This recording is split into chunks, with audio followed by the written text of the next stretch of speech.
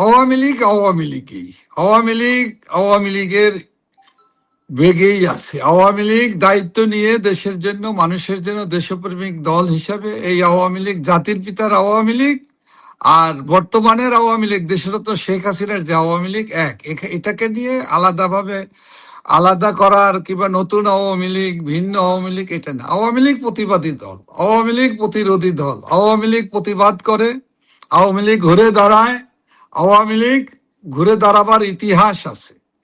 তো আজকের তরুণ প্রজন্ম তারা মনে করে তারা এটা তাদের দায় হিসাবে, দায়িত্ব হিসাবে তারা নিয়েছে যে আওয়ামী লীগকে অনেকে বলে প্রবীণ দল, পুরাতন দল, এখানে বুড়া মানুষে ভরে গেছে। তো পুরানো দলের অভিজ্ঞ মানুষের তো দরকার আছে। এটা তো প্রমাণিত যে অভিজ্ঞতাকে বাদ দিয়ে তো আর একটি দেশ পরিচালনা করা যায় না। অভিজ্ঞতার দরকার আছে।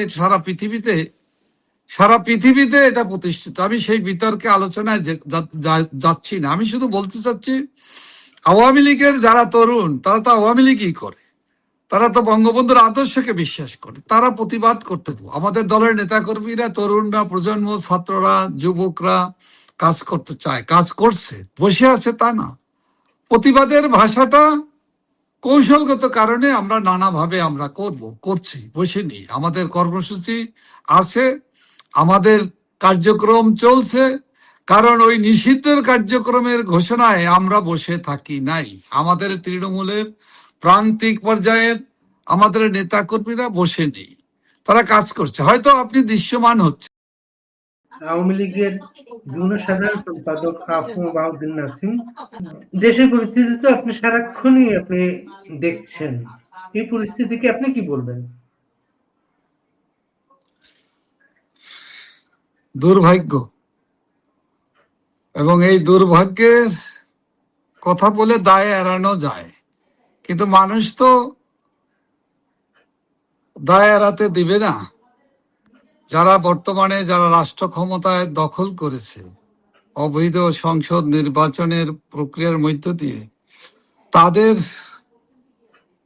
2 মাসে এত দ্রুত সময়ের ভিতরে যে তারা ব্যর্থ হবে দেশ চালাবার জন্য, তাদের যে দায়িত্বটি, যে কাজগুলো সবচেয়ে গুরুত্বপূর্ণ প্রায়োরিটি, সেই দায়িত্বটা পালন করতে তারা পারছে না। তারা এক ধরনের, তারা অল্প সময়ের ভিতরে প্রতিহিংসা পরায়ণ নীতিটাকেই তারা একমাত্র নীতি হিসাবে তাদের দলীয় এজেন্ডা বাস্তবায়নের দায়িত্ব নিয়ে তারা রাষ্ট্র পরিচালনায় নেমেছে বলে তারা ইতিমধ্যেই প্রমাণ করছে। আমরা কিন্তু ওইরকমটা হয়তো অতটা আশা করিনি, যে এই ভাবিনি যে দেশের মানুষও কিন্তু এরকমটাই, যে দেশ পরিচালনায় রাজনৈতিক দল হিসেবে যেভাবেই হোক নির্বাচন, যে প্রক্রিয়ার ভিতরে খণ্ডিত নির্বাচন হলো, তারা দেশের অবৈধ ফ্যাসিস্ট ইউনূস 18 মাসে দেশটাকে যে ধ্বংসের জায়গায় নিয়ে গিয়েছিল, সেই জায়গা থেকে ফিরিয়ে আনার জন্য তারা উদ্যোগ নেবে। রাজনৈতিকভাবে নানা বিবেচনায় আমি একজন রাজনীতির মানুষ, আমি একজন বঙ্গবন্ধুর আদর্শের বিশ্বাসী মানুষ।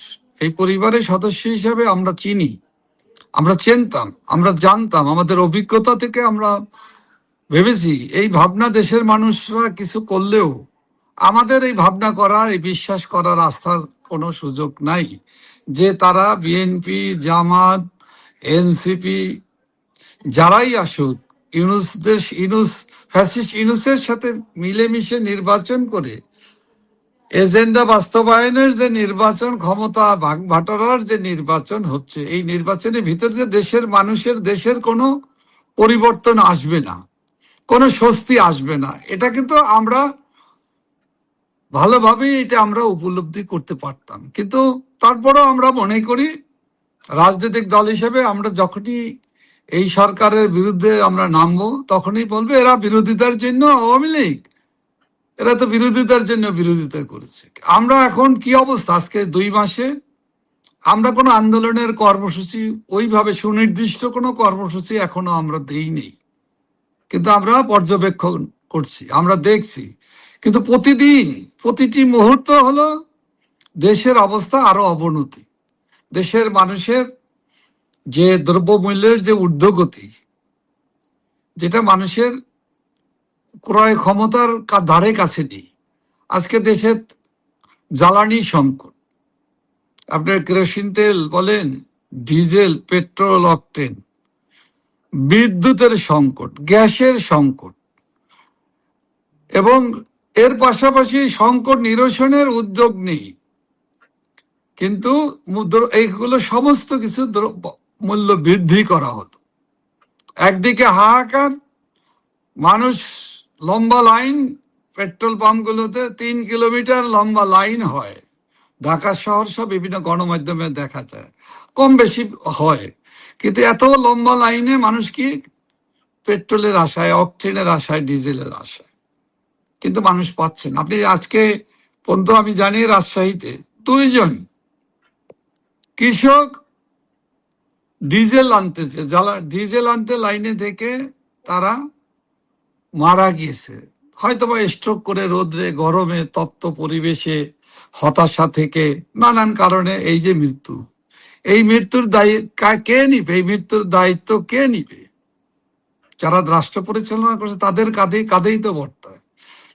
এবং আপনি দেশের মানুষের কি অবস্থা আজকে? 10% না, 15 থেকে 20% উপরে জ্বালানি তেলের, এই petrol, octane, diesel, kerosene, furnace অয়েলের দাম বাড়ানো হলো, গ্যাসের দাম বাড়ানো হলো, সিএনজির দাম বাড়ানো হলো, এলএনজির দাম বাড়ানো হলো।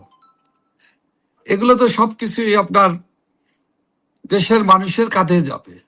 প্রান্তিক পর্যায়ে মানুষকে এই দ্রব্যমূল্যের আপনার যে টাকাটা তার গণতে তো হবে তাদের পকেট থেকে।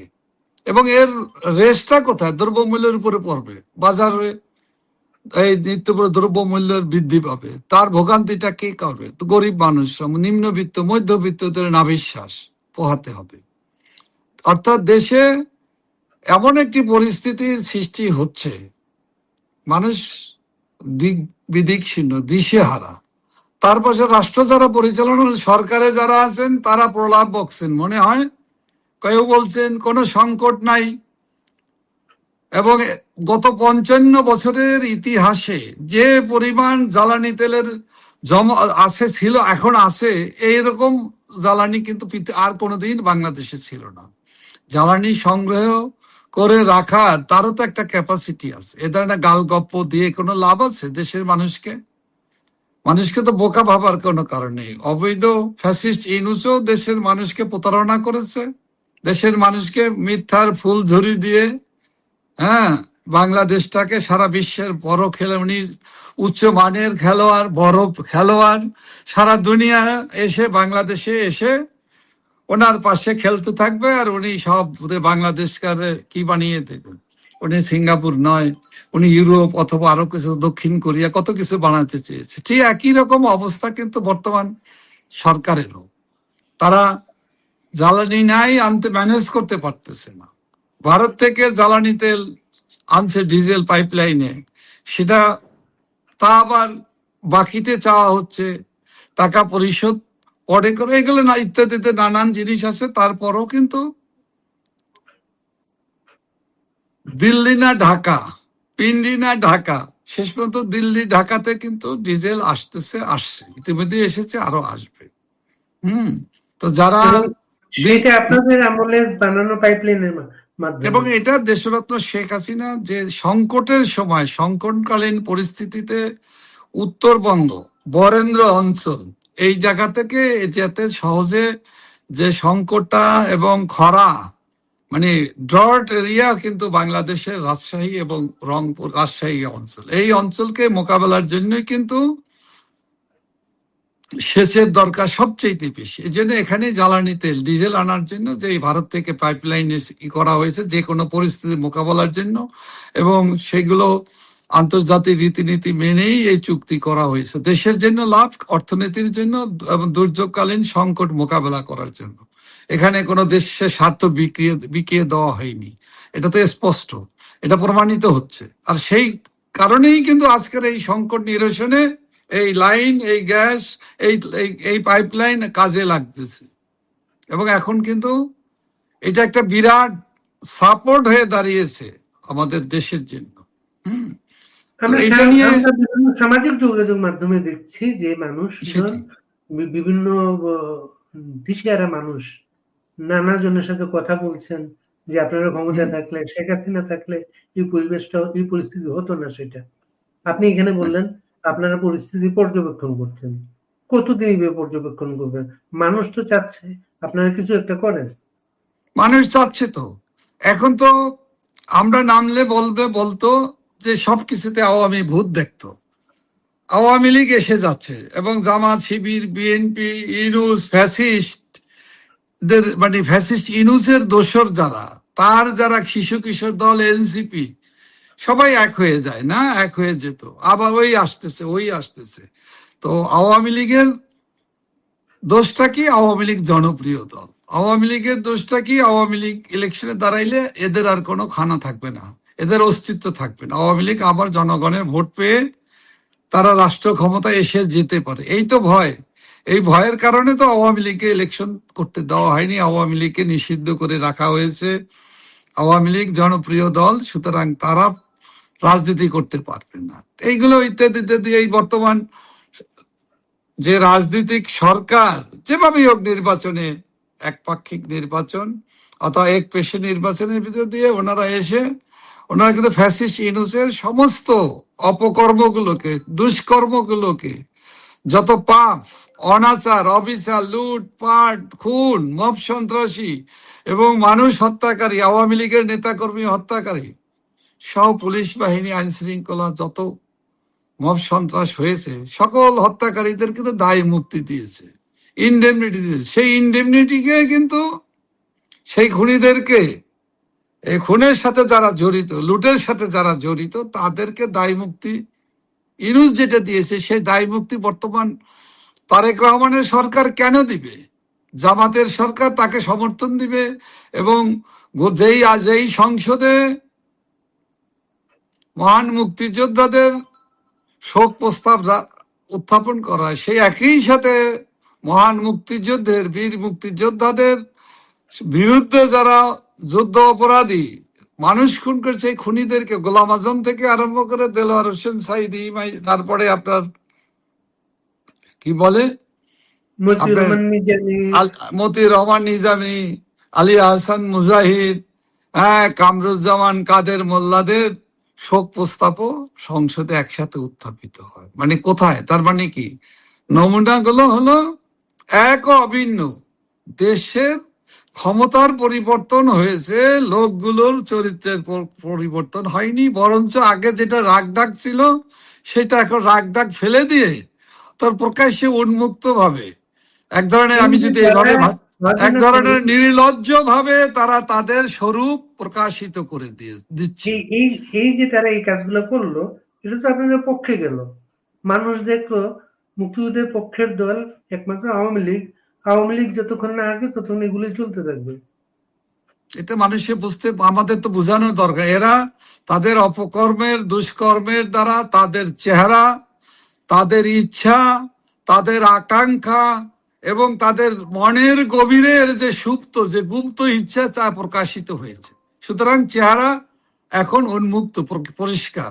দেশের মানুষ বুঝতে পেরেছে, বুঝতে পারছে বিদায়ী মানুষ কিন্তু এদের এই অন্যায় অপকর্ম গুলোকে তারা প্রতিহিংসা, হিংসা এবং দেশ বিরোধী অপকর্ম হিসাবে, দুর্নীতিবাজ হিসাবে, এবং দেশের প্রতি তাদের কোনো দায়বদ্ধতাও নাই, দেশপ্রেমিক মানুষও এরা না। এরা বিদেশি দালাল, এরা পাকিস্তানিদের দালাল, আইএসআই এজেন্ট এবং পশ্চাত্যের কোনো দেশের তাবেদার।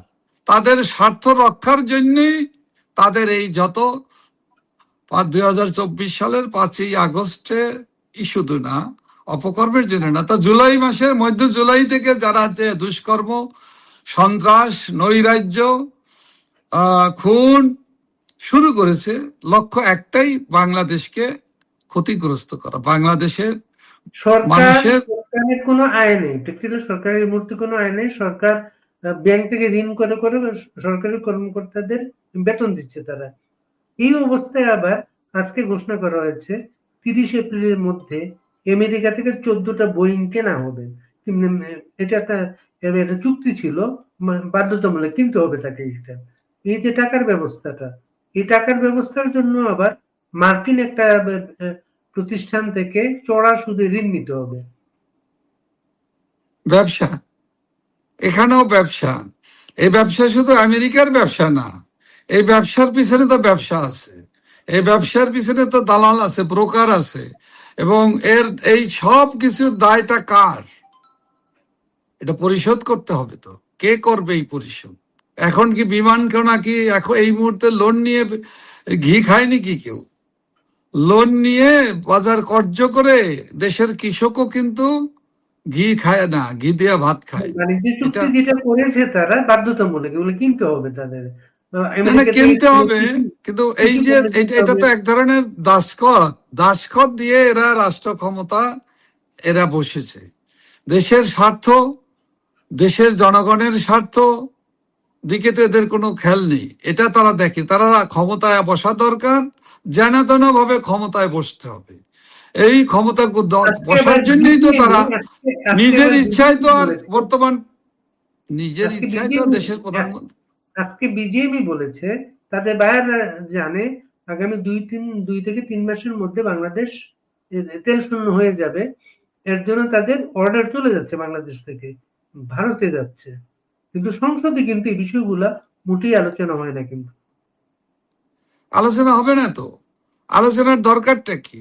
দেশ রসাতলে গেলে, গোল্লায় গেলে এদের তো কিছু হয় না। দেশের মানুষ দুর্ভিক্ষে জীবন দিলে, মারা গেলে এদের কিছু আসে যায় না। হামের টিকার অভাবে শিশুরা জীবন দিলে এদের তো কিছু আসে যায় না। এই হামের টিকার অভাবে চট্টগ্রামে 20 জন জীবন দিয়েছে যে শিশু, এটাও তো মিসম্যানেজমেন্ট টিকার অভাবে।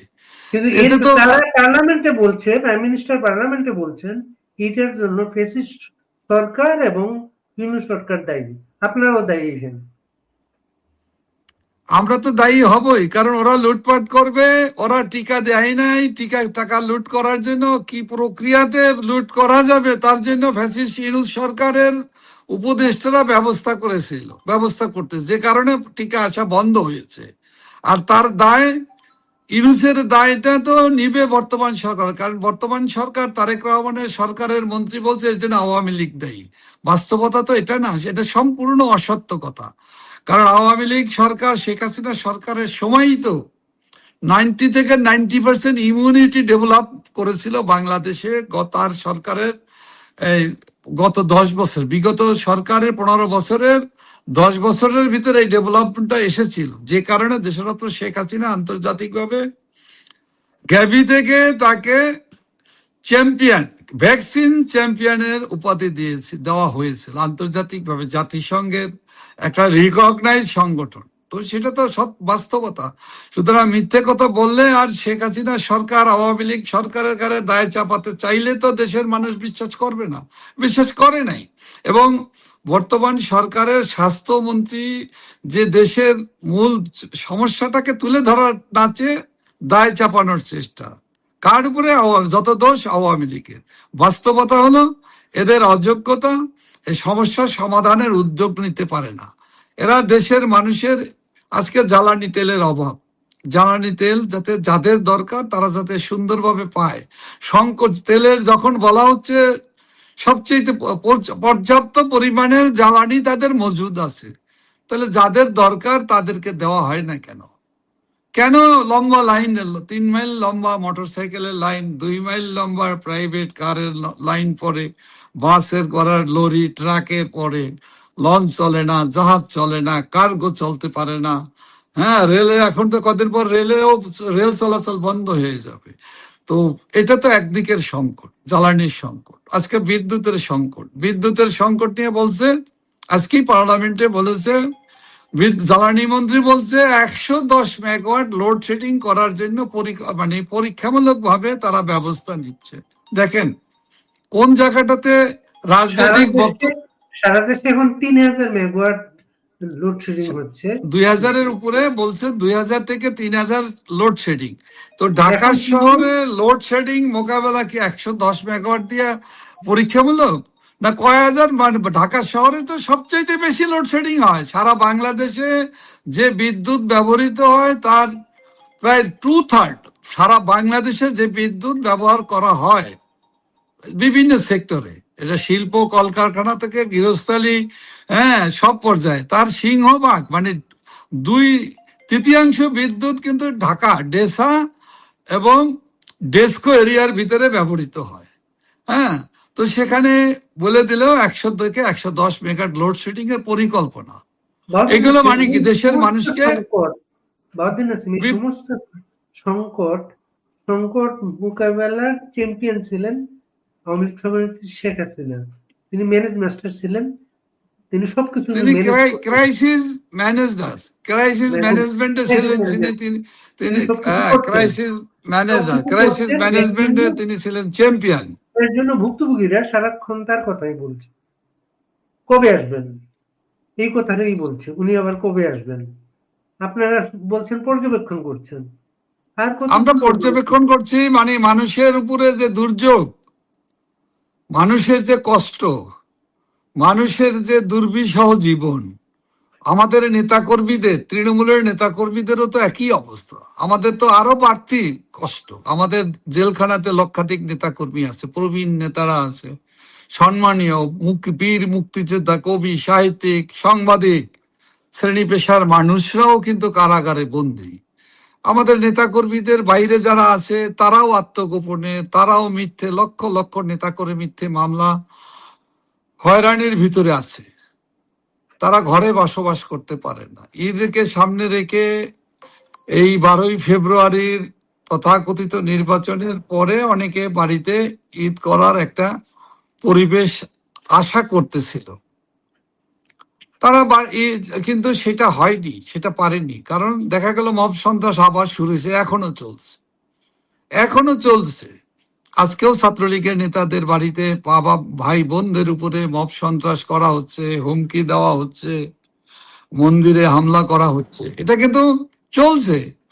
ফ্যাসিস্ট ইউনূসের সরকারের বিদায় ঘটেছে, কিন্তু নতুন যে সরকার এসেছে সেটা বন্ধ করেনি। কারণটা ওই যে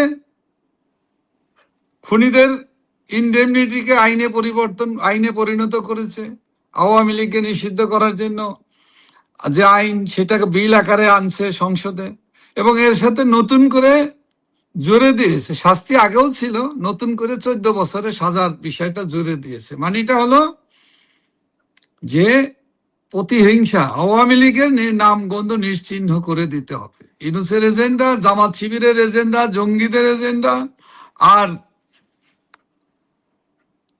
তারেক রহমানের যে সরকার, বর্তমান যে অবৈধ সরকার, অগণতান্ত্রিক রাজনৈতিক সরকারের পরিচয়ে যে সরকার, তার একই এজেন্ট, এক ভিন্ন উদ্দেশ্য, একইভাবে তারা এটা করছে। তো এটা করার মানেটা হলো খুনিদেরকে, সন্ত্রাসীদের, বেআইনি অপকর্মকারীদের, লুটেরাদের, খুনিদেরকে, দুর্নীতিবাজদেরকে স্বর্গরাজ্যে পরিণত করে দেওয়া হচ্ছে। যে কারণে আপনার ডিজেল সংকটের সাথে মধ্যস্বত্বভোগীরা, আপনি বলতে চাচ্ছেন আওয়ামী লীগের কার্যক্রম নিষিদ্ধ, আপনাদের নেতা কর্মীরা নানাভাবে হয়রানির শিকার, তারা কোনো জায়গায় দাঁড়াতে পারছে না। সর্বশেষ একটা ঘটনা সবার মনে দাগ কেটেছে, আপনাদের ঢাকার তেজগাঁ এলাকার একটা মেয়ে শিল্পী বেগম, সে আওয়ামী যুব মহিলা লীগের একজন কর্মী, কিন্তু কোনো পদে নাই সে। তাকে তার বাড়িতে গিয়ে ছাত্রদলের ছেলেরা সন্ত্রাস করে, তার 1 মাস 16 দিনের বাচ্চা সহ তাকে কিন্তু কারাগারে নেওয়া হয়েছে। এইসব পরিস্থিতির কারণে কি আপনারা নেতা কর্মীদের নামতে উৎসাহিত করছেন না এখন? মানুষের, আমাদের নেতাকর্মীরা তো আওয়ামী লীগ নিষিদ্ধ, ছাত্রলীগের মতো সংগঠনকে সবার আগে নিষিদ্ধ করেছে, ঠিক আছে না? সহযোগী সংগঠন, যুবলীগ, স্বেচ্ছাসেবক লীগ, কৃষক লীগ, মহিলা আওয়ামী লীগ, যুব মহিলা লীগ, কোন দল, সবই তো নিষিদ্ধ। ছেলে মেয়েদের সঙ্গে আমরা যখন কথা বলি, তারা এগুলোকে পরোয়া করে না, কিন্তু এই নিষেধাজ্ঞার না, এটা তারা করে পরোয়া না। করে না। আওয়ামী লীগেরও আমাদের নেত্রীও কিন্তু বলে আই ডোন্ট কেয়ার, আমরাও বলি আমরা এটা কেয়ার করি না, মানি না, এবং আমাদের নিষিদ্ধ করলেই আমরা নিষিদ্ধ হব না। বাংলাদেশের মানুষ আওয়ামী লীগকে ভালোবাসে, জাতির পিতা বঙ্গবন্ধু শেখ মুজিবুর রহমানকে ভালোবাসে, শ্রদ্ধা করে, তার আদর্শের দল হলো আওয়ামী লীগ। সুতরাং আওয়ামী লীগকে নিষিদ্ধ করে, আওয়ামী লীগকে বাংলাদেশ থেকে নিচ্ছিন্ন করা যাবে না, জনগণের কাছ থেকে বিচ্ছিন্ন করা যাবে না, এটা সত্য। কিন্তু মব সন্ত্রাস হচ্ছে, এটাও তো সত্য। এবং আক্রমণের টার্গেট কারা? যারা জয় বাংলা স্লোগান দেয়, যারা মুক্তিযুদ্ধের কথা বলে, যারা গণতন্ত্রের কথা বলে, তাদের উপরে মব সন্ত্রাস কারা করে? জামাত, শিবির, তাদের দোসররা, বিএনপি, ছাত্রদল, যুবদল, তারা তো রাষ্ট্র ক্ষমতা দখল করেছে যেভাবেই হোক, তারা তো এখন করছে। এবং উস্কানি এখন জামাত শিবিরা যেমন দেয় তারা করে, এরাও করে, এক হয়ে যায়। এটা তো হচ্ছে। এই আক্রমণটা কাদের উপরে? ছাত্রী বলেন, বোন বলেন, শিশু বলেন, মা বলেন, নারী বলেন, হিন্দু বলেন, খ্রিস্টান বলেন, মুসলিম বলেন, আওয়ামী লীগ বলেন, ছাত্রলীগ, কেউ কাউকে কি এরা বাদ দেয়? রেহাই দিচ্ছে। আমাদের নেতৃবৃন্দকে নতুন করে মামলা দিচ্ছে, নতুন করে গ্রেপ্তার করা হচ্ছে। যারা জামিনে, যারা ফ্যাসিস্ট ইনসের সময় বহু কষ্ট করে আদালত বছর, 1 বছর, 9 মাস, 8 মাস, 14 মাস, 15 মাস মিথ্যে মামলায় কারাগারের থেকে খেটে মুক্তি পেয়েছে, তাদেরকে আবার গ্রেপ্তার করা হচ্ছে। এ ধরনের বাংলাদেশে বহু জায়গাতে এবং করা হয়েছে। এবং সেক্ষেত্রে আওয়ামী লীগ নেতা, এবং সেখানে আওয়ামী লীগের নেতা তো ধর্মীয় সংখ্যালঘু বলা যাবে না, কিন্তু এই ক্ষেত্রে ধর্মীয় সংখ্যালঘু মানুষ এরকম যারা আওয়ামী লীগ, তাদেরকেও কিন্তু গ্রেপ্তার করা হচ্ছে। অর্থাৎ এদের কাছে বর্তমান সরকারের যে লক্ষ্যটা, সেটা প্রতিহিংসা পরায়ণ, মব সন্ত্রাস করা, সন্ত্রাসীদের লালন করা, এবং তাদেরকে ব্যবহার করে তারা রাষ্ট্র ক্ষমতায় মনে করে তারা টিকে থাকতেছে। আওয়ামী লীগকে নিশ্চিহ্ন করার এই ধরনের প্রয়াস কিন্তু বাংলাদেশে এই প্রথম না। তারপরও আমরা আওয়ামী লীগকে যখন বিরোধী দলে দেখেছি, অন্য একটা আওয়ামী লীগ দেখেছি। আর এইবার আমরা গ্রাসরুটে যাদেরকে দেখছি, এটা তো নতুন একটা আওয়ামী লীগ। সেটা তারা প্রতিরোধ গড়তে চায়, প্রতিরোধে যেতে চায়। আপনারা কি চিন্তা করছেন? আওয়ামী লীগ আওয়ামী লীগই, আওয়ামী লীগের বেগেই আছে। আওয়ামী লীগ দায়িত্ব নিয়ে দেশের জন্য, মানুষের জন্য, দেশপ্রেমিক দল হিসাবে এই আওয়ামী লীগ, জাতির পিতার আওয়ামী লীগ আর বর্তমানের আওয়ামী লীগ, দেশরত শেখ হাসিনার যে আওয়ামী লীগ, এটাকে নিয়ে আলাদাভাবে আলাদা করার কিংবা নতুন আওয়ামী লীগ, ভিন্ন আওয়ামী লীগ, এটা না। আওয়ামী লীগ প্রতিবাদী দল, আওয়ামী লীগ প্রতিরোধী দল, আওয়ামী লীগ প্রতিবাদ করে, আওয়ামী লীগ ঘুরে দাঁড়ায়, আওয়ামী লীগ ঘুরে দাঁড়াবার ইতিহাস আছে। তো আজকের তরুণ প্রজন্ম তারা মনে করে, তারা এটা তাদের দায় হিসাবে, দায়িত্ব হিসাবে তারা নিয়েছে যে আওয়ামী লীগকে অনেকে বলে প্রবীণ দল, পুরাতন দল, এখানে বুড়া মানুষে ভরে গেছে। তো পুরানো দলের অভিজ্ঞ মানুষের তো দরকার আছে। এটা তো প্রমাণিত যে অভিজ্ঞতাকে বাদ দিয়ে তো আর একটি দেশ পরিচালনা করা যায় না। অভিজ্ঞতার দরকার আছে। সারা পৃথিবীতে এটা প্রতিষ্ঠিত। আমি সেই বিতর্কে আলোচনায় যাচ্ছি না। আমি শুধু বলতে চাচ্ছি, আওয়ামী লীগের যারা তরুণ, তারা তো আওয়ামী লীগই করে, তারা তো বঙ্গবন্ধুর আদর্শকে বিশ্বাস করে, তারা প্রতিবাদ করতে চায় এবং আওয়ামী লীগও প্রতিবাদ করতে চায়। কিন্তু আমাদের নেতাকর্মীদেরকে অহেতুক জীবন দিতে হবে, অহেতুক আমাদের গ্রেপ্তারকৃত যে আমাদের লক্ষাধিক নেতা আছে, তারা কিভাবে বেঁচে আছে? একবারও কি ভেবে দেখেছে কি নির্যাতন সেখানে চালানো হচ্ছে, কি নিপীড়ন সেখানে করা হচ্ছে? চিকিৎসার ব্যবস্থা করা হয় না। কারাগারে আমাদের প্রায় 2 শতাধিক নেতা কর্মীদেরকে ইতিমধ্যেই হত্যা করা হয়েছে। পরে তাদেরকে লাশ বের করার সময় বলা হয়েছে কারাগার, তাদের চিকিৎসা অবস্থাতে হসপিটালে যাওয়ার পথে মারা গিয়েছে। এগুলো তো সব মিথ্যাচার। তো এরকম যেখানে চলছে, সেক্ষেত্রে দায়িত্বশীল জায়গা, দায়িত্বশীল দল হিসাবে আমরা তো আমাদের নেতা কর্মীদের প্রতিটি মুহূর্ত কি মৃত্যুর মুখোমুখি দাঁড় করিয়ে দেব? সেটা কি হতে পারে? আমরা দেশের জন্য কাজ করব। আমাদের দলের নেতাকর্মীরা, তরুণরা, প্রজন্ম, ছাত্ররা, যুবকরা কাজ করতে চায়, কাজ করছে, বসে আছে তা না। প্রতিবাদের ভাষাটা কৌশলগত কারণে আমরা নানাভাবে আমরা করছি, বসে নেই। আমাদের কর্মসূচি আছে, আমাদের কার্যক্রম চলছে। কারণ ওই নিষিদ্ধের কার্যক্রমের ঘোষণায় আমরা বসে থাকি নাই। আমাদের তৃণমূলের প্রান্তিক পর্যায়ের আমাদের নেতাকর্মীরা বসে নেই, তারা কাজ করছে। হয়তো আপনি দৃশ্যমান হচ্ছেন। আজকে যদি আওয়ামী লীগকে রাজনৈতিকভাবে স্বাভাবিক রাজনীতি কর্মকাণ্ড করার সুযোগ দেওয়া হোক, দেশে একটি লেভেল প্লেইং ফিল্ড হোক। আমাদের যে সাংবিধানিক অধিকার, মৌলিক অধিকার আছে, আমরা তো আর সন্ত্রাসী না। আওয়ামী লীগে তো সন্ত্রাসীদের জায়গা নেই। আওয়ামী লীগ তো খুনিদের রাজনীতি করে না, খুনিদের জায়গা আওয়ামী লীগে নেই। আওয়ামী লীগ কোনোদিনও খুনের রাজনীতি করে নাই। হত্যা, ষড়যন্ত্রের রাজনীতি বাংলাদেশের ইতিহাসে এই 55 বছরে আওয়ামী লীগকে এই দায়ে অভিযুক্ত করা যাবে না। কারণ কোনোদিনই কোনো ষড়যন্ত্রের রাজনীতি করেনি, কোনো পাল্টা ক্ষমতা দখল, সেনা ছাউনিকে ব্যবহার করা অথবা সেনাবাহিনী, সশস্ত্র বাহিনীর কোনো একটি গোষ্ঠীকে ব্যবহার করা, খুন করা, এই রাজনীতি আওয়ামী লীগ করে না। তো সেই ক্ষেত্রে দায়বদ্ধতার জায়গা থেকে আওয়ামী লীগ অনেক চিন্তা করে সৃজনশীল রাজনীতি, গণমানুষের রাজনীতি, ছাত্র যুব সমাজ, তরুণ সমাজের ভবিষ্যৎ, সবকিছু, কৃষক, শ্রমিক, মেহনতি মানুষ, শ্রমজীবী মানুষের, বিভিন্ন শ্রেণী পেশার মানুষের সার্বিক পরিস্থিতির মূল্যায়ন করা, শিক্ষা, স্বাস্থ্য, চিকিৎসা, সব জায়গাগুলোকে নিয়েই কিন্তু আওয়ামী লীগের একটা পরিচ্ছন্ন ধারণা আছে। সেই ধারণার জায়গা থেকে অনেকেই বলে আওয়ামী লীগ কেন রাস্তায় নামে না? আমরা তো রাস্তায় আছি।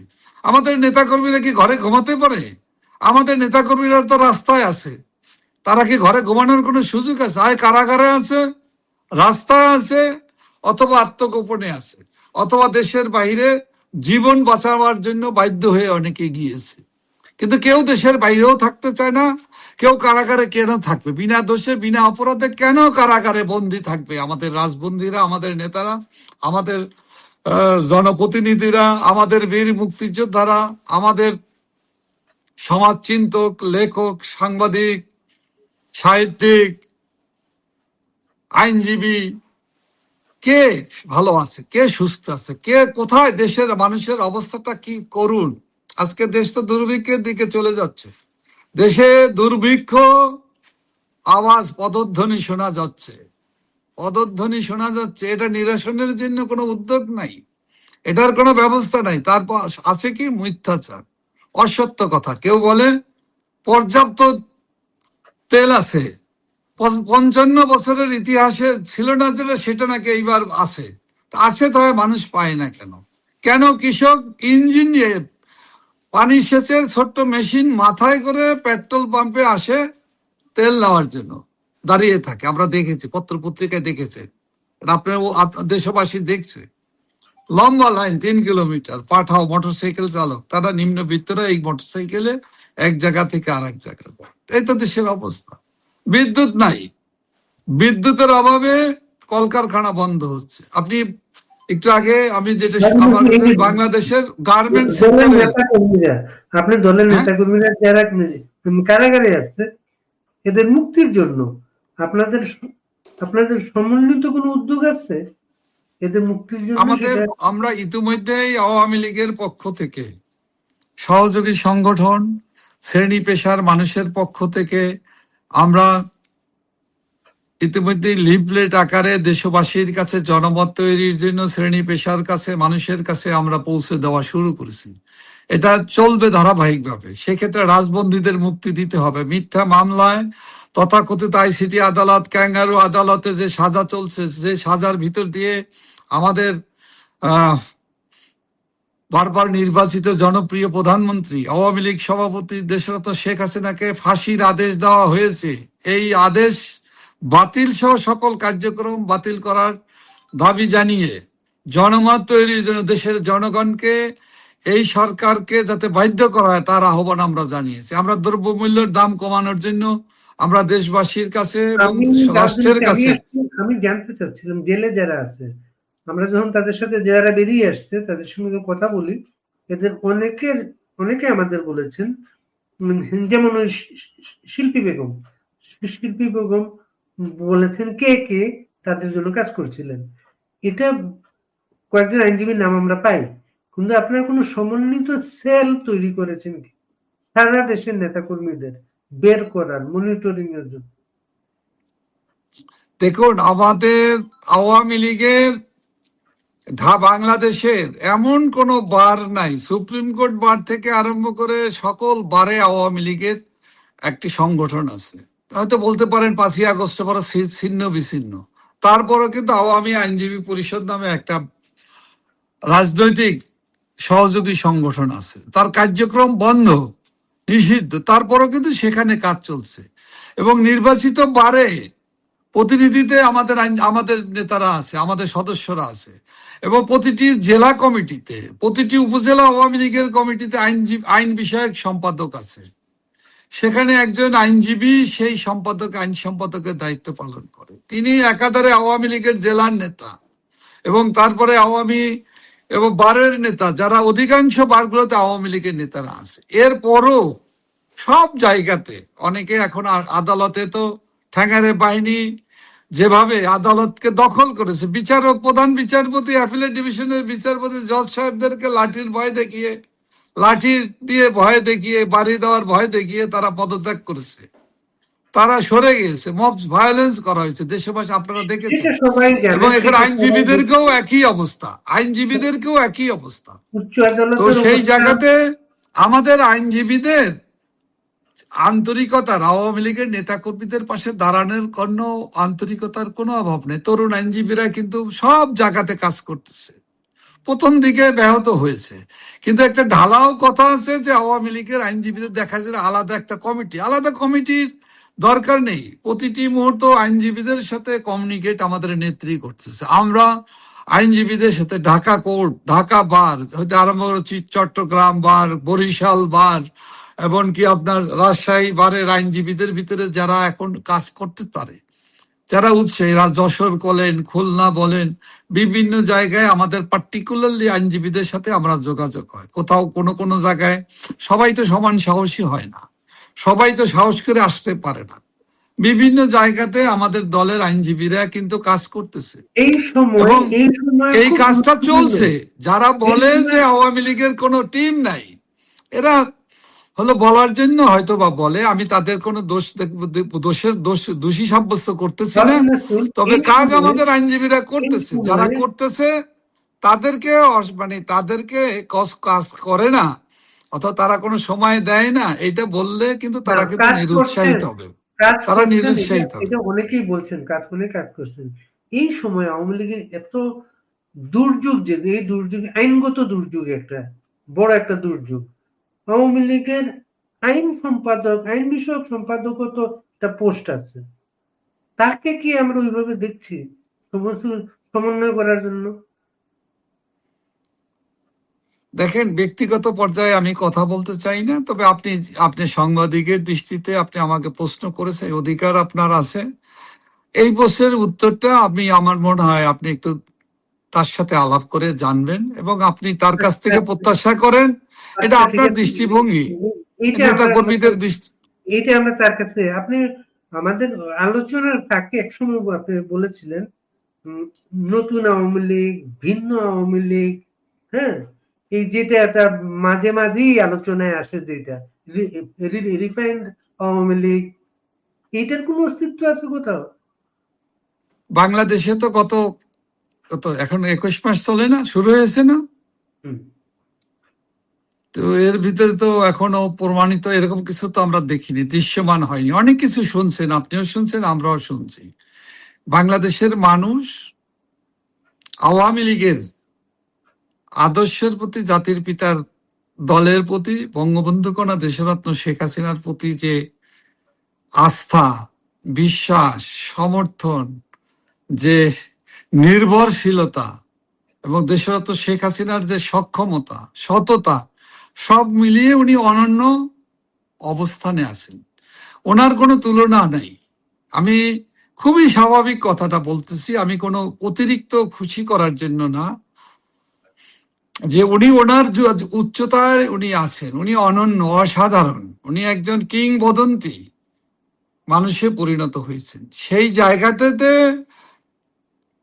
ওনার প্রতি যে আস্থা, সেটাই আওয়ামী লীগের প্রতি আস্থা। আওয়ামী লীগের প্রতি যে ভালোবাসা, সেটাই বঙ্গবন্ধু কন্যার উপরে ভালোবাসা, আস্থা। এটা একাকার। এখানে দ্বিতীয়, তৃতীয়, চতুর্থ, পঞ্চম বাহিনী অথবা পঞ্চম সুস্বাদু, শুদ্ধ, অশুদ্ধ, ক্লিন, সাদা, কালো, লাল, এইগুলো বলা যায়, এগুলো উদ্দেশ্য প্রণোদিত কথা। কারণ এখন পর্যন্ত তো একজন মানুষও তো বঙ্গবন্ধুর দল বাংলাদেশ আওয়ামী লীগ থেকে অন্য কোনো জায়গায় দেশরত্ন শেখ হাসিনার বাইরে যে কোনো মতামত কোথাও দিয়েছে এরকম কোনো প্রমাণ নাই।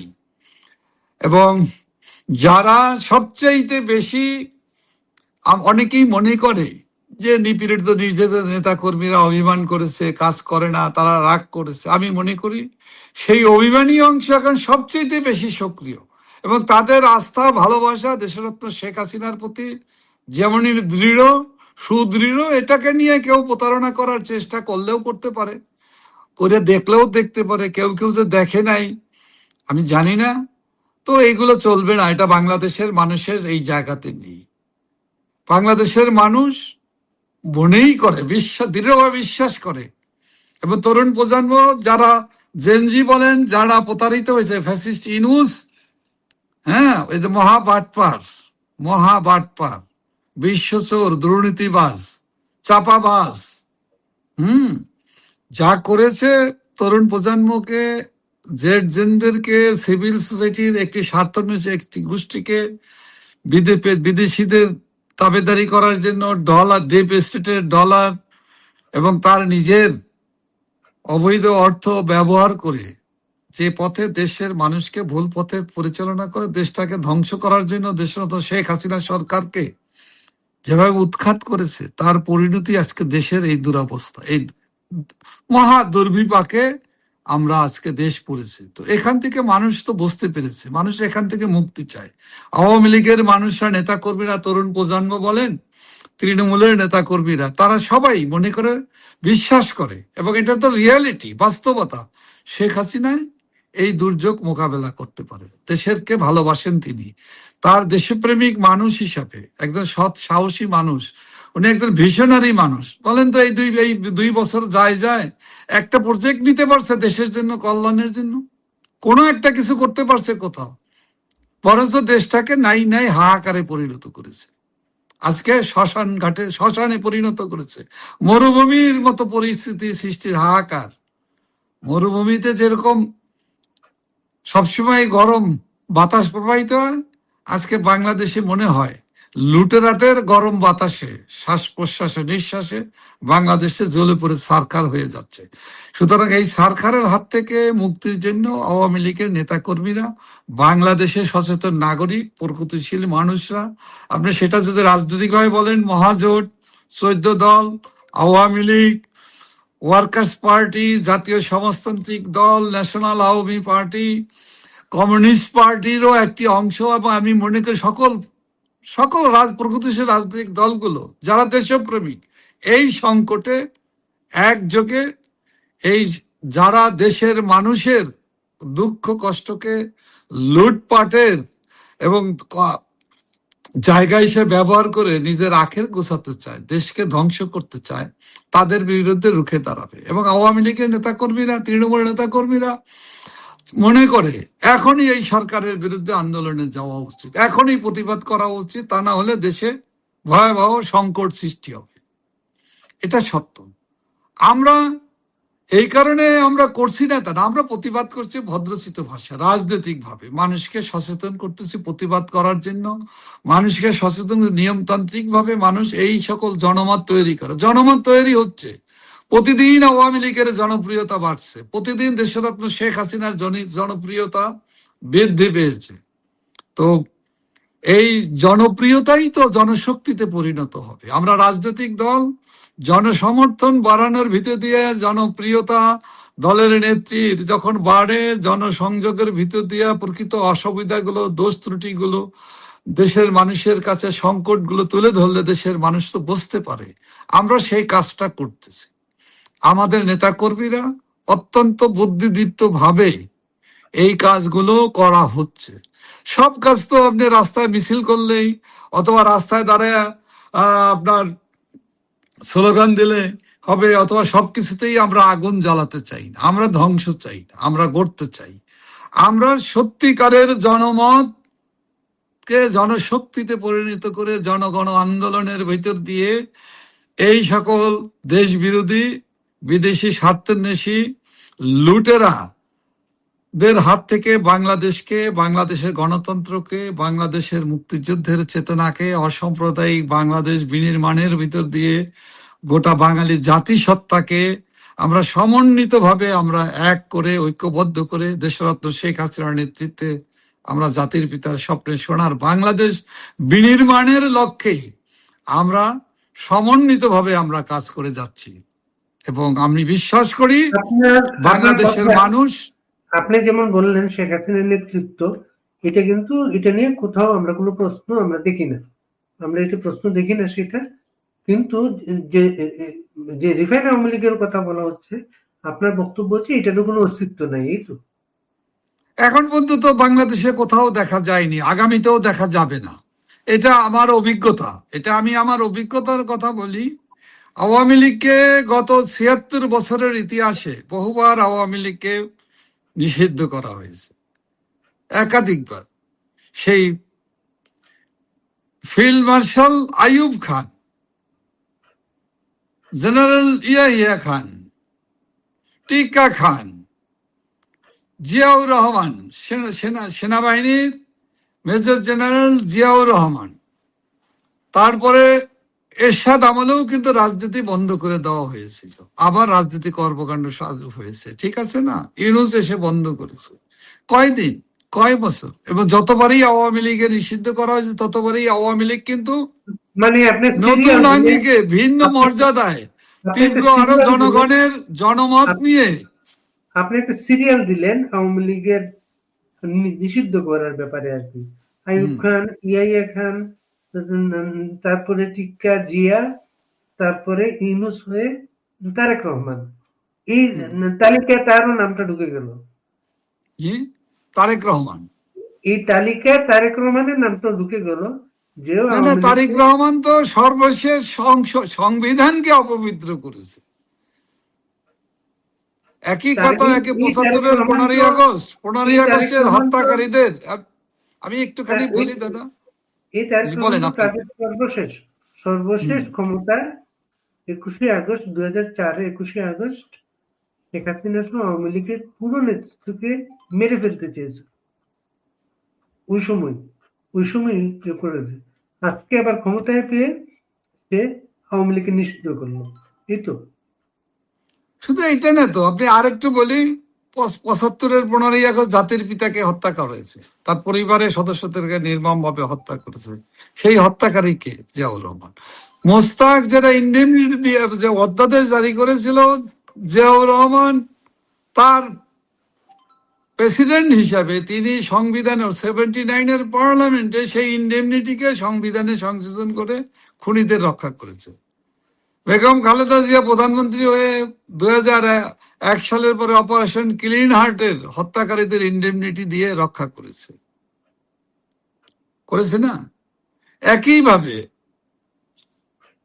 খালেদা জিয়ার পুত্র, জিয়াউর রহমানের পুত্র তারেক রহমান, সেই সেই 15ই জুলাইয়ের থেকে 8ই আগস্টের এবং অদ্যাবধি যারা খুন করেছে খুনিদেরকে ইন্ডেমনিটি কি সংবিধানে তার কিন্তু আরো তাদেরকে নাম আছে, তারেক রহমানের অধ্যাদেশে, কিন্তু আরো নাম আছে, সে কিন্তু শিশু তাহলে মুক্তিযোদ্ধা। সুতরাং ইন্ডেমনিটি খুনিদেরকে রক্ষা করার দায়িত্ব দেখবেন এটা কিন্তু বিএনপি করেছে। জিয়াউর রহমান, তার স্ত্রী প্রধানমন্ত্রী বেগম খালেদা জিয়া, তার পুত্র তারেক রহমান একইভাবে সংবিধানকে, এই যে ইন্ডেমনিটির যে ধারাবাহিকতা, একই শক্তি, একই অভিন্ন শক্তি।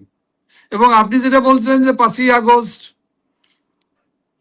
এই আপনার 5ই আগস্ট এবং 15ই আগস্ট, 21শে আগস্ট এবং 1971 সালের মহান মুক্তিযুদ্ধের খুনিরা, রাজাকাররা, যুদ্ধ অপরাধীরা এবং বর্তমান যারা রাষ্ট্র ক্ষমতা দখল করেছে, এক অভিন্ন শক্তি, এক অভিন্ন এবং অন্তরাত্মা। তাদের লক্ষ্য একটাই, সেটা হলো আওয়ামী লীগকে, জাতির পিতার পরিবারকে ধ্বংস করা, শেষ করা, বাংলাদেশের মানুষের কল্যাণ মুক্তি লক্ষ্যে যারা কাজ করে সেই সকল দল, বিশেষ করে আওয়ামী লীগকে নিশ্চিহ্ন করাই হলো ওদের এক অভিন্ন লক্ষ্য। স্বার্থ কি? দেশের স্বার্থ ধ্বংস হোক, দেশের তলিয়ে যাক, স্বাধীনতা সার্বভৌমত্ব টিকে ধ্বংস হয়ে গেলেও তাদের কিছু আসে যায় না, সংবিধান মানে বাতিল করলেও কিছু আসে যায় আওয়ামী না। লীগ বঙ্গবন্ধু পরিবারকে নিশ্চিহ্ন করা যে তাদের মিশন, তারা সিম্বল হিসেবে এখানে 32 নম্বরকেও যুক্ত করেছে। সেটা এটা থাকলে ওইটা সবাই মানুষ মনে করবে, কিন্তু এটা একটা ভগ্নস্তূপ। তারপরও কিন্তু এটা মানুষের কাছে চলে গেছে, মানুষের মনে মনে চলে গেছে। আপনারা ভবিষ্যতে 32 নম্বর নিয়ে কোনো চিন্তা করছেন? এটা আবার কিভাবে গড়ার? আমাদের মহান মুক্তিযুদ্ধের সবচেয়ে গুরুত্বপূর্ণ স্মৃতি চিহ্ন, স্মৃতি জাদুঘর, যেটা জাতির পিতা বঙ্গবন্ধু শেখ মুজিবুর রহমান এই বাড়িতে বসেই সকল মুক্তিযুদ্ধের পরিচালনা করেছেন, মুক্তিযুদ্ধের নেতৃত্ব দিয়েছেন, পরামর্শ করেছেন, সিদ্ধান্ত নিয়েছেন এবং ডিক্লারেশন দিয়েছেন এই বাড়ি থেকে। এই বাড়িকে ধ্বংস করার ভিতর দিয়ে এই আহাম্মকের দলরা, যুদ্ধ অপরাধীরা, দেশ বিরোধী গোষ্ঠীরা, ফ্যাসিস্ট ইনুস, তারেক রহমান আর জামাতের দোসররা, ফ্যাসিস্টরা, এরা মনে করেছে এই বাড়িটা ধ্বংস করতে পারলে বঙ্গবন্ধুর নাম মুছে ফেলে দেওয়া যাবে। এই বাড়িটার এই স্মৃতিচিহ্নটা নষ্ট করে ফেলে, ধ্বংস করে ফেললে আওয়ামী লীগের নাম মুছে যাবে। ওরা জানে না যে এটা তো জাতির পিতার স্মৃতি ভবন নয়, স্মৃতি মিনার নয়, বাড়ি নয়, এটা শুধু বাড়ি নয়, এটা তো একটি চেতনার কেন্দ্রবিন্দু। এটা তো মুক্তিযুদ্ধের লড়াই সংগ্রামের যে জাতির পিতা ঐক্যবদ্ধ করেছিল, সেই ঐক্যবদ্ধ করার তীর্থভূমি হিসেবে, খণ্ড হিসাবে এই বাড়িটিকে দেখে, এই বাড়ি তো এবং ইট এই পাথরের সুরকির বাড়ি না, এটা তো শুধু ইট। দুর্লভ, এই জাদুঘরে যত দুর্লভ জিনিসপত্র ছিল সেগুলো তো আমরা কোনোদিন আর পাবো না। সেটা আমরা পাবো না, কিন্তু এই বাড়ির গুরুত্ব, এই জায়গার গুরুত্ব, এই মাটির গুরুত্ব, এই জায়গার প্রতিটি বালুকণার যে গুরুত্ব, এই গুরুত্ব কি কমে গিয়েছে না বহুগুণে বৃদ্ধি পেয়েছে? আমরা কষ্ট পেয়েছি, দুঃখ পেয়েছি, অনেকে কান্নায় ভেঙে পড়েছে, সারা জাতি দুঃখ পেয়েছে। এবং এই ঘটনা যারা ঘটিয়েছে, সেদিনই বাংলাদেশের মানুষ যে প্রতিবাদের যে ভাষা ছিল, যে এর খেসারত এই জাতির পিতার এই বাসভবনকে যারা গুড়িয়ে দিল, যারা ক্ষতি করলো, এর খেসারত ওদেরকে দিতেই হবে, ওদের বিচারের মুখোমুখি হতে হবে। এবং এই পরিকল্পনার সাথে যারা জড়িত, এই কাজের সাথে যারা জড়িত, তাদেরকে অবশ্যই আইনের মুখোমুখি হয়ে কঠোর শাস্তি তাদের ভোগ করতে হবে। এবং এটাও মানুষে বলেছে, এটা তারা একটা চরম মারাত্মক ভুল করলো, অন্যায় করলো, এই অপরাধের বিচার বাঙালি জাতি করবেই করবে। এটা কিন্তু ওই দিনই, ওই ঘটনার পরে ওরা বারবার, একবার, দুইবার, তিনবার করে করছে। প্রতিবারই মানুষের রিয়াকশন হয়েছে, প্রতিক্রিয়া হয়েছে। এটা শুধু মাত্র আওয়ামী লীগের নেতাকর্মীদের প্রতিক্রিয়া না, প্রতিবাদ নয়, ঘৃণা নয়, এদের বিরুদ্ধে ক্ষোভ নয়, এই ক্ষোভ গোটা বাঙালি জাতির। যারা আওয়ামী লীগ করে না, এদের সংখ্যা তো কম না, তারাও এটাকে প্রতিবাদ করেছে।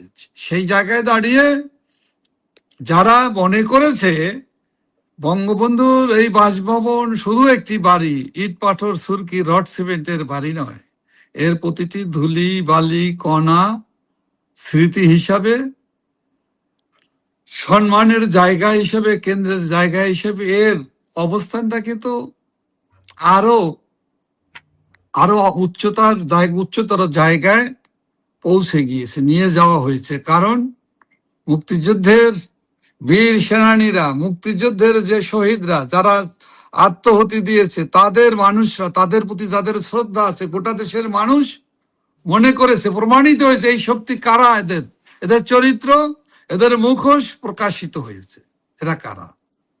সুতরাং এই স্মৃতিচিহ্নের এই জায়গা, এই পবিত্রতা নিয়েই থাকবে। এটাকে আমরা এর চাইতেও আরো আধুনিক, উন্নত, যদি স্মৃতিচিহ্নের সে গুরুত্বপূর্ণ যে সংগ্রহশালায় যেগুলো ছিল, সেটা আমরা পাবো না। সেই অপূরণীয় ক্ষতি, সেই ক্ষতি তো কখনোই পূরণ হবে না। কিন্তু আমরা এর চাইতে আরো উন্নত সমৃদ্ধ বাংলাদেশের মানুষ মনে করে, অনেকেই মনে করে, অনেকে বলে, অনেকে আর একটা বিশাল ভবন স্মৃতির মিনার বানাতে চায়। তারা তাদের ইচ্ছা প্রকাশ করেছে। অনেকে বলতে চাচ্ছে আমরা এই বাড়িটাকে এমন একটি জায়গায় নিয়ে করে তুলতে চাই, সেক্ষেত্রে অর্থের কোনো প্রয়োজন নাই, অর্থ দেওয়ার জন্য অনেকে এগিয়ে আসতেছে। অনেকে অনেক মতামত, অনেক বুদ্ধিজীবী, সিভিল সোসাইটির মানুষেরা, সচেতন নাগরিকরা, তরুণ ছাত্ররা বিভিন্নভাবে বিভিন্ন মতামত প্রকাশ করতেছে। এই বিষয়টি নিয়ে আমাদের চিন্তা আছে, আমাদের ভাবনা আছে। দেশের মানুষের সাথে, সকল শ্রেণী পেশার মানুষের সাথে এগুলো নিয়ে সলা পরামর্শ করে, সবকিছু নিয়ে আলাপ করেই এগুলো নিয়ে, এটা যেহেতু জাতির পিতার বাড়ি, এই বাড়িটি তো জাতির পিতার দুই কন্যা, তারাই তো অংশীদার ছিলেন। তারা তো এই বাড়িটি দেশের জন্য উৎসর্গ করেছে।